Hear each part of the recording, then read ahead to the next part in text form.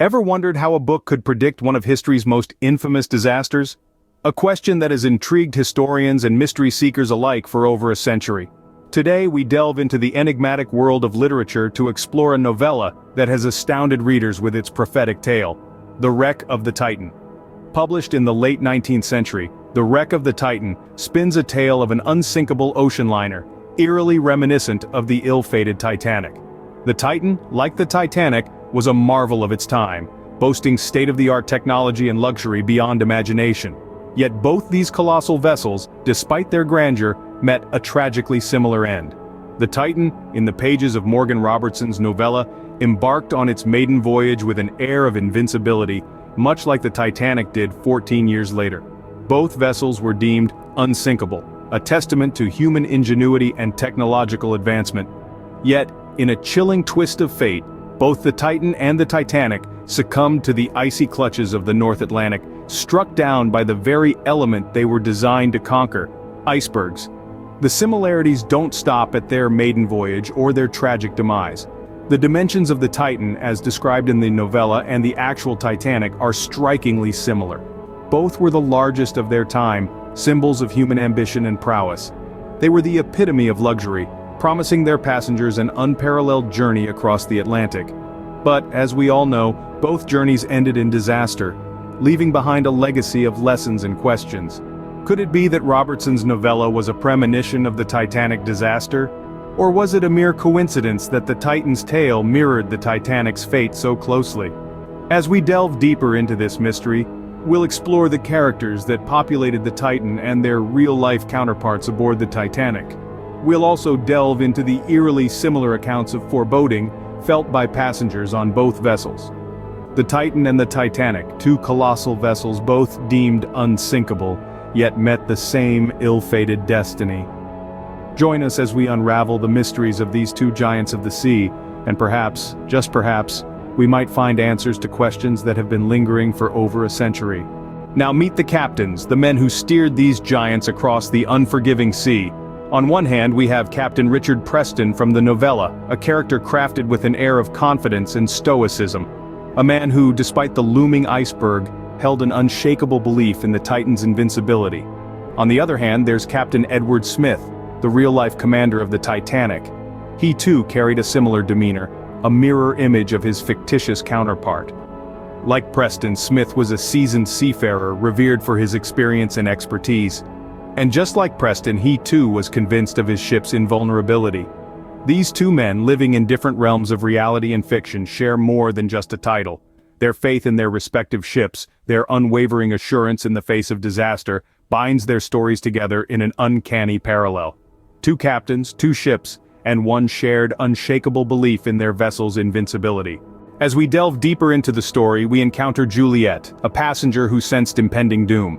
Juliet, a character penned with a vivid sense of intuition, becomes a vessel for an eerie premonition that something isn't quite right aboard the Titan. Her unsettling feelings, shadowed by a veil of uncertainty, mirror the chilling accounts of real-life passengers aboard the Titanic. This uncanny parallel between fiction and reality takes us down a rabbit hole of historical intrigue. Reports from the Titanic reveal that several passengers had a gnawing sense of unease before the ship's tragic end. Were these mere coincidences, or was there a deeper, more mysterious connection at play? Could the collective intuition of these passengers have foreseen the iceberg that lay in wait? It seems both Juliet and these real-life passengers were bound by a common thread, a feeling of foreboding that turned out to be tragically accurate. Pause for a moment. What are your thoughts on these uncanny parallels? Do you feel a chill running down your spine, or is it just coincidence? These stories, these parallels, they're not just tales from the past, they're part of our collective human story. And your voice, your perspective, it matters. Is it possible for art to unknowingly imitate life years before the events unfold? Or is this just a case of eerie coincidences? Are you a believer in the power of premonitions, or a skeptic who considers this nothing more than a bizarre alignment of facts? We'd love to hear from you. Share your thoughts, your theories, and your interpretations, your insights, your curiosities. They help us to delve deeper, to unravel more layers of this enigma. Your insights enrich our journey into this mystery. So, let's continue this voyage of discovery, together, into the unknown, into the past, and perhaps, into the future. The Titanic's sinking led to significant changes in maritime safety. But how does this connect to our novella? In the aftermath of the Titanic's tragic end, the world took a collective gasp, and then sprang into action. Maritime safety regulations underwent a massive overhaul. The introduction of the International Convention for the Safety of Life at Sea, or SOLAS, in 1918, was a direct response to the disaster. It mandated sufficient lifeboats for all passengers, regular safety drills, and the establishment of the International Ice Patrol to monitor iceberg threats. Just as the Titanic disaster left a lasting impact on the world, so too did The Wreck of the Titan leave an indelible mark on literature. The novella's eerie accuracy, published 14 years prior to the Titanic's voyage, sparked a whirlwind of speculation. Was it a mere coincidence, or could it be an example of prophetic literature? The notion of prophetic literature isn't new. It's a concept that has intrigued scholars for centuries. Some suggest that authors, through their creative process, tap into a collective unconscious, a reservoir of shared human experiences and knowledge that transcends time. It's a fascinating theory, but it's just one of many. The truth remains shrouded in mystery. It's worth noting that Morgan Robertson, the author of The Wreck of the Titan, denied having any premonition or psychic ability. He claimed his novella was a result of his comprehensive understanding of maritime trends and shipbuilding. But even so, the startling similarities between his work and the real-life disaster continue to bewilder us.